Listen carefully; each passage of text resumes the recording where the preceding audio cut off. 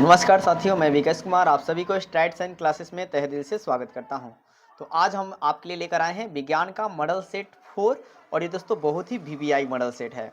तो चलिए देर नहीं करते हुए आप वीडियो को अंत तक बने रहिए। अगर आप चैनल पर पहली बार हैं तो हमारे चैनल को लाइक कीजिए और सब्सक्राइब भी कीजिए। चलिए दोस्तों, तो आगे स्टार्ट करते हैं। तो हम लोग पहला क्वेश्चन को देखते हैं। क्या है कि किरणों के समूह को क्या कहते हैं दोस्तों? तो किरणों के समूह को किरणपुंज कहते हैं या प्रकाश पुंज कहते हैं। क्या बोलते हैं? किरणों के समूह को किरणपुंज या प्रकाश पुंज कहते हैं।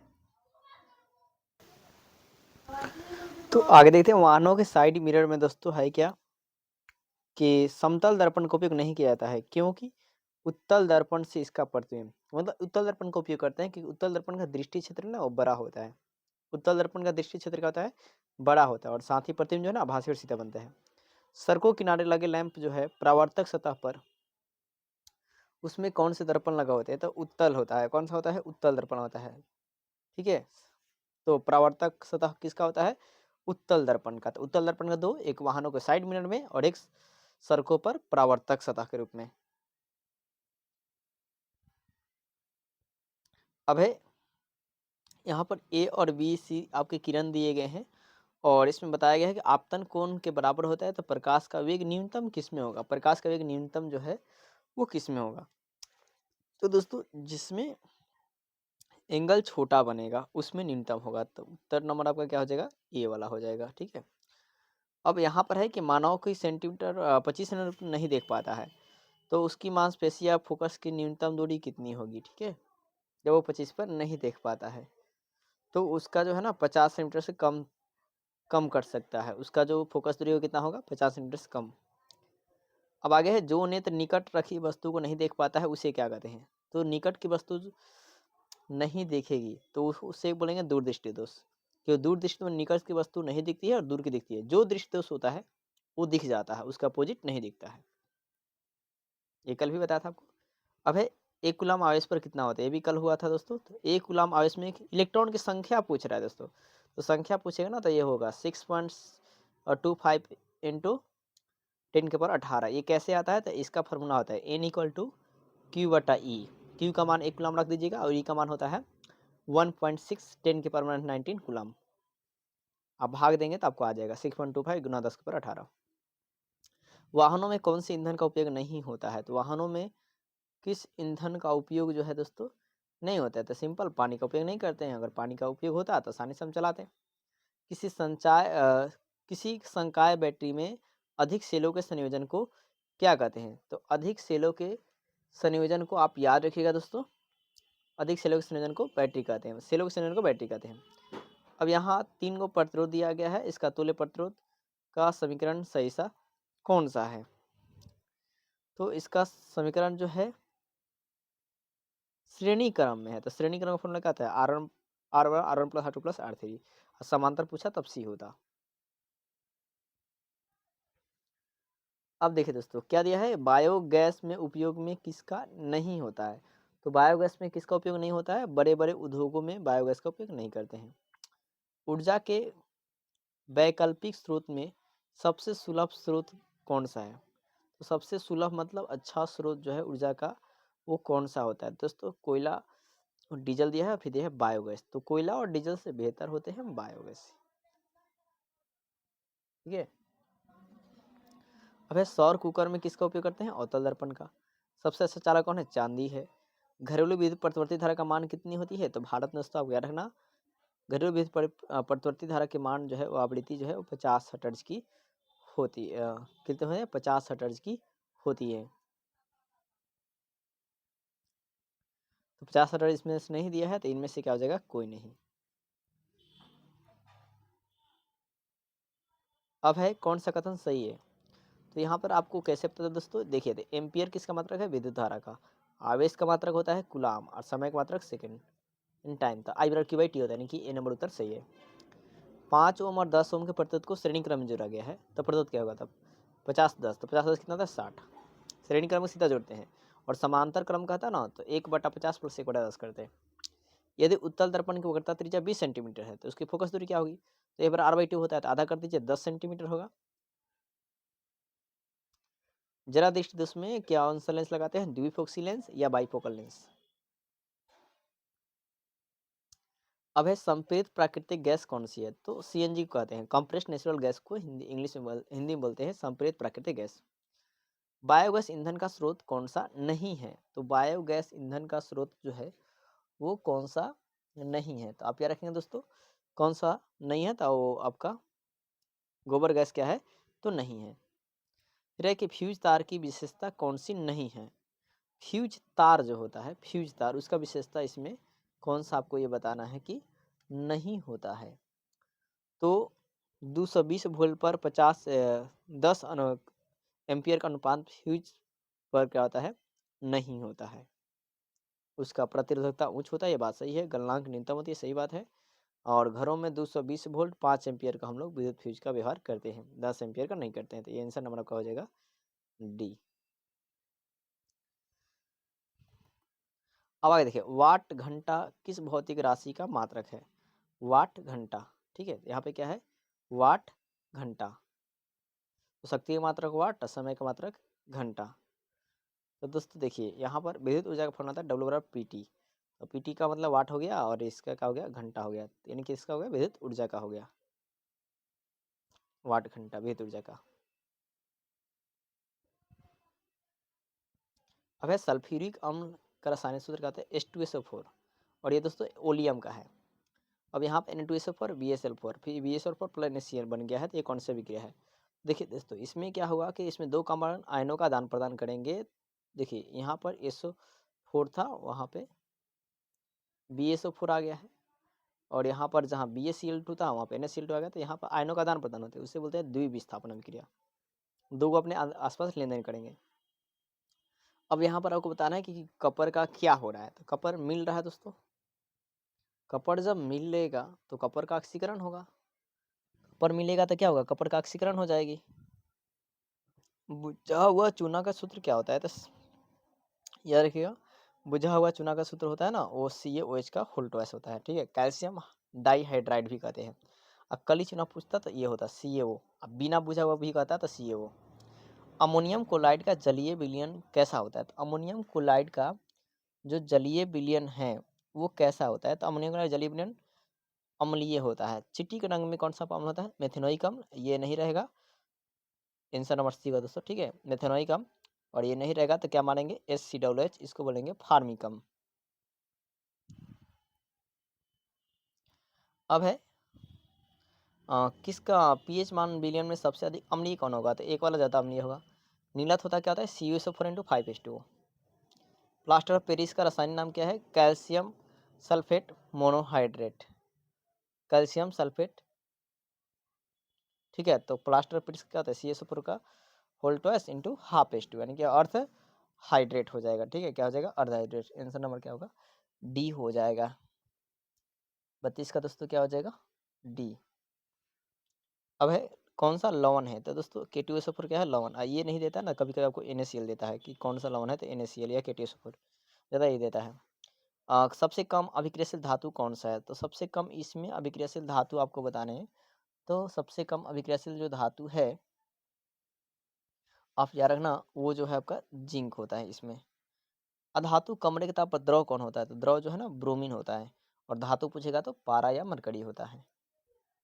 अब देखिए, उत्पादन लेड नाइट्रेट को गर्म करने पर क्या मिलेगा, तो जाहिर सी बात है कि जब लेड नाइट्रेट को आप गर्म करेंगे तो आपको नाइट्रोजन डाइऑक्साइड और ऑक्सीजन गैस निकलेगी। सोडियम परमाणु संख्या कितना होता है, तो 11 होती है। सिलिका, सिलिका क्या है, तो यहाँ से दोस्तों सिलिका में होगा इनमें से कोई नहीं, ठीक है, आंसर नंबर डी। सिलिकॉन पूछता तब जाकर उपधातु मारते हैं, क्योंकि सिलिका का फॉर्मूला क्या होता है, SiO3 है, ठीक है, SiO3 होता है सिलिका। लोहा और इस्पात में जंग को सुरक्षित करने के लिए हम क्या करते हैं, तो जिंक धातु की परत ज़्यादातर चढ़ाई जाती है, इसको बोलते हैं गैल्वेनीकरण या जस्तीकरण। स्टेनलेस स्टील में मिश्र धातु किसका होता है, तो स्टेनलेस स्टील जो है उसमें मिश्र धातु में जो है लोहा का उपयोग करते हैं। इथेन में कितने श्वसन बन पाते हैं, तो इथेन का देखिए ऐसे होता है, ठीक है, तो इसमें 1 2 3 4 5 6 एक 7 7 होता है। Answer number D.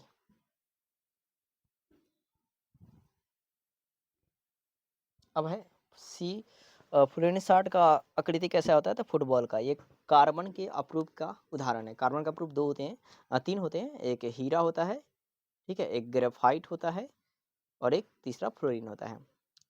अणुसूत्र संरचना वाले सूत्र क्या कहलाते हैं? है क्या कि अणुसूत्र, एक अणुसूत्र सेम होता है, ठीक है, लेकिन संरचना अलग-अलग होगा तो उन्हीं को समवायी कहते हैं। CnH2 एल्कीन का फार्मूला है। अब है कौन सा ईंधन के रूप में इस्तेमाल करते हैं दोस्तों? तो ईंधन के रूप में ज़्यादातर इस्तेमाल जो है, ईंधन के रूप में एथेनॉल का उपयोग जो है ज़्यादातर किया जाता है। 45 का 45 का ए। ब्यूटेन कितने समवाय हैं? तो ब्यूटेन के 2 समवाय हैं। आधुनिक आवर्त सारणी में बाएं से दाएं की ओर जाने पर परमाणु का साइज क्या होता है? तो बाएं से अगर आप जब दाएं जाते हैं तो परमाणु का साइज जो है वो दोस्तों क्या होता है, तो घटते जाता है। पिकोमीटर का मान कितना? 10⁻12 होता है। एक एंगस्ट्रॉम का मान कितना? एक कह रहे हैं ना कौन सा धातु है? तो देखो दोस्तों यहाँ पे 12 है और ये 12 किसका होता है? मैग्नीशियम का होता है। मैग्नीशियम एक धातु है। सल्फर के संयोजी सेल कितने होते हैं? तो सल्फर के संयोजी सेल बात करेंगे तो 6 होता है। असंयोजकता पूछेगा तो 2 होता है। अमीबा भोजन का ग्रहण किस भाग से करता है? दोस्तों भोजन का ग्रहण किस माध्यम से करता है? कुटपाद के माध्यम से ग्रहण करता है। सड़ी गली चीज़ों को पोषित होने वाला पदार्थ को क्या कहते हैं? अब सड़ी गली चीज़ जो अपना भोजन बना करते हैं उनको हम लोग क्या कहते हैं? तो आप ये रहना उनको मृत क्या बोलते हैं? मृत जीवी कहते हैं। अब है कि विकल्पों में किसका पाचन अमाशय में होता है? किसका पाचन अमाशय में होता है? तो प्रोटीन का पाचन जो है, प्रोटीन की पाचन जो है वो कहाँ होती है? तो अमाशय में होती है, ठीक है। प्रोटीन का पाचन अमाशय में होता है। मैग्नीशियम किस में पाता है? क्लोरोफिल में पाया जाता है। अमाशय में अधपचे भोजन को क्या कहते हैं? तो जो अधपचा भोजन होता है अमाशय में उसे काइम कहते हैं। अग्नाशयी रस किस में पाया जाता है? तो अग्नाशयी रस में क्या पाया जाता है? यहाँ पे ये सवाल होना चाहिए। तो अग्नाशयी रस में एंजाइम पाए जाते हैं और उस एंजाइम का नाम आप क्या याद रखेंगे? तो ट्रिप्सिन भी होता है, एमाइलेज भी होता है, लाइपेज, तीनों एंजाइम निकलते हैं। ग्लूकोज का फॉर्मूला क्या आता है? C6H6H12O6। क्या सुना? C6H12O6 होता है। अब है फैटी अम्ल एवं ग्लिसरीन का अवशोषण जो है किसके द्वारा होता है? फैटी अम्ल और ग्लिसरीन का अवशोषण जो है वो किसके द्वारा होता है? तो आपका चस्सिकाग्र द्वारा होता है। जंतुओं में आणविक ऑक्सीजन की अनुपलब्धता होने पर पाइरूवेट का रूपांतरण किस यौगिक में हो जाता है? तो पाइरूवेट का जो रूपांतरण है वो आपको याद रखना है किस यौगिक में होता है। तो पाइरूवेट का रूपांतरण लैक्टिक एसिड में हो जाता है। किस में होता है? लैक्टिक एसिड में। फिर है क्या? वह संरचना जिसे ट्रैकिया भोजन में प्रवेश करती है उसको क्या कहते हैं? तो उसको इपेंग इपिंग लैटिस कहते हैं। गैसों का आदान प्रदान रंध्र से होता है। मानव श्वसन तंत्र कौन सा है? तो मानव का जो श्वसन तंत्र है वो है स्वर यंत्र, श्वासनली, फेफड़ा। इसमें से लिखा हुआ है कि क्या सभी भी हो सकते हैं? तो आप यार ना कि श्वसन तंत्र, फेफड़ा तो होता ही है, श्वसन तंत्र भी होता है, तो इसमें से क्या हो जाएगा? सभी। 2 उत्तर सभी लगे आपको तो सभी मार दीजिए। रक्तचाप मापने वाले यंत्र को क्या बोलते हैं? स्फिग्नोमैनोमीटर। क्या बोलते हैं? स्फिग्नोमैनोमीटर। अब है हृदय में विषमों का शीतलन क्या कहलाता है? तो हृदय में विषमों का जो शीतलन होता है उसे डायस्टॉल कहते हैं। पौधों की आवश्यकता जल की किस प्रक्रिया द्वारा बाहर निकलती है? तो पौधों में जो प्रक्रिया है वो बाहर जो निकलना वो वाष्पोत्सर्जन कहलाता है। ऑक्सीजन का वाहक कौन है दोस्तों? तो आरबीसी होता है। एक कोशिकीय शैवाल में जल का परिवहन जो है किन के माध्यम से होता है? तो एक कोशिकीय जो भी पौधे होते हैं उसमें जल का परिवहन विसरण प्रक्रिया से होती है। मनुष्य में उत्सर्जन तंत्र क्या है? उत्सर्जन तंत्र जो है वो आपका ब्रिक है, यूरिन वाहिनी है, यूरिन मार्ग है, ठीक है। तो 68 जो है उसका आप ये रखना डी हो जाएगा। क्या हो जाएगा? डी। रेजिन जो है किस पौधे का उत्सर्जी पदार्थ है? ये बहुत फेमस क्वेश्चन है। तो रेजिन जो है ना दोस्तों वो पीपल का है। किसका है? पीपल, सॉरी, चीड़ का है। रेजिन किसका है? चीड़ का। Answer number D. अब है मस्तिष्क उत्तरदायी किसके लिए होता है? सोचने के लिए, हृदय स्पंदन के लिए, शारीरिक संतुलन के लिए। तो आप इनमें से क्या लगा देंगे? सभी। प्रतिवर्ती क्रिया का उदाहरण क्या है? तो प्रतिवर्ती क्रिया का जो उदाहरण है वो आपका है दोस्तों छींकाना है, आँख का चपकना, ठीक है। तो इनमें से क्या हो जाएगा? सभी हो जाएगा। 2 को से होगा। हार्मोन शब्द का नामकरण किसने दिया था? तो हार्मोन शब्द का जो नामकरण है ना, वो दोस्तों बेलिसस और स्टारलिंग ने दिया था। अंतःस्रावी ग्रंथियां नलिका विहीन क्यों कहलाती है? तो अंतःस्रावी ग्रंथियां जो है वो आपके नलिका विहीन कहलाती है, क्योंकि इसमें सभी गुण ये टोटल मौजूद मौजूद होते हैं। इनमें सभी जीव जिस प्रक्रम द्वारा संख्या में वृद्धि करता है उसे हम लोग क्या कहते हैं? जनन कहते हैं। पुष्प के परागकण कहाँ बनते हैं? तो पुष्प के परागकण जो है वो कहाँ बनते हैं? आपसे ये पूछा जा रहा है, ये बहुत ही फेमस सवाल है। तो पुंकेसर बनते हैं। परागकण जो है कहाँ बनते हैं? तो पुंकेसर बनते हैं। ठीक है। मादा में निषेचन कहाँ होता है? तो मादा में निषेचन जो है ना वो फैलोपियन नलिका में होता है। कहाँ होता है? फैलोपियन नलिका में होता है। फिर है क्या, मानव शरीर में सामान्य गुणसूत्र की संख्या कितनी होती है? 23 जोड़ा होता है। ठीक है, 23 युग्म पूछेगा तो 23, युग्म हटा देगा तो 46। दोस्तों पूछ रहे कितने युग्म होते हैं? युग्म मतलब जोड़े पूछ रहा है। ठीक है, 77 का जोड़े यानी कि 23 होगा, तो भूल से 46 मत मार दीजिएगा। ठीक है, युग पूछेगा तो या जोड़ा पूछेगा तो 23। मेंडल ने अपना प्रयोग किस पर किया था? दोस्तों मटर के पौधों पर किया था, क्योंकि इसमें 7 बीपीआरसी लक्षण मौजूद थे। जैविक अव्यय के अंतर्गत कौन सा आता है? जैविक अव्यय कौन सा है? तो जैविक अव्यय बात करता है उत्पादक, उपभोक्ता, अपघटक। ठीक है, तो ये सारे जो हैं जिसमें जान होती है ये सारे जैविक अव्यय हैं। ओजोन परत हानिकारक विकिरण को सुरक्षा प्रदान करती है, तो वो आपका दोस्तों पराबैंगनी किरण से हमें सुरक्षा प्राप्त करती है, साथ ही और रक्त विकिरण से भी बचाती है, तापीय विकिरण से बताती है। यानी कि इनमें से उत्तर क्या हो जाएगा दोस्तों? इसका भी ज़्यादातर पराबैंगनी विकिरण को बचाता है, तो उत्तर नंबर क्या होगा? सी। और ओजोन का फॉर्मूला क्या होता है? O3 होता है। और ओजोन जो है ना समताप मंडल में ज़्यादातर पाया जाता है। उम्मीद करता हूँ दोस्तों ये सेट नंबर 4 आपको मज़ा आया होगा, और सेट नंबर 4 अगर आप याद करने हैं तो उसके बाद आपको सेट नंबर 5 जो है वीडियो डाल दी जाएगी। और प्लीज़ वीडियो को आप ज़्यादा शेयर करें, ताकि आपके लिए हमें सब्जेक्टिव ही, अगर आप इसका भी ज़्यादा जाता है तो यकीनन आपको सब्जेक्टिव को बेहतरीन आपको फेस वाला वीडियो जो है आपको बनाया जाएगा, जिसमें पूरा समझा कर आपको बताए जाएंगे। और इसके लिए आपको कोई चार्ज नहीं देना पड़ेगा, फ्री में मिल रहा है दोस्तों, तो फ्री में उस लुत्फ़ उठाइए। जय हिंद दोस्तों, जय भारत।